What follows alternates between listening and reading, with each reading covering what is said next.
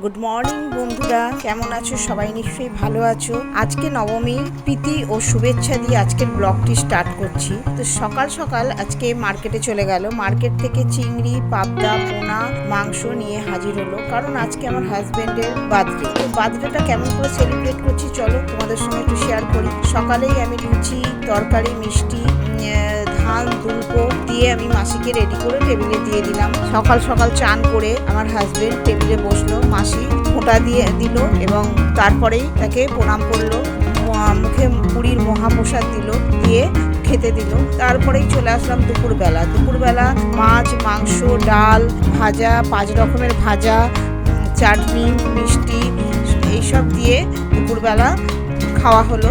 খাওয়া দাওয়ার পরেই ছেলে এবং ছেলের বন্ধুকে নিয়ে হাজবেন্ড বেরিয়ে গেল ঠাকুর দেখতে।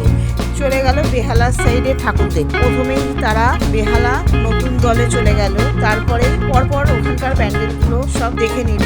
দেখো এরা দুই বন্ধুতে মিলে ঢুকছে বেহালা নতুন সংঘ। এই যে প্রতিমা, অসম্ভব সুন্দর প্যান্ডেল। এই দেখে আজকে আর বেশি ঘোরেনি, ওই ঠাকুর দেখেই ওখান থেকেই চলে আসলো বাড়িতে। তো এই ছিলই আজকের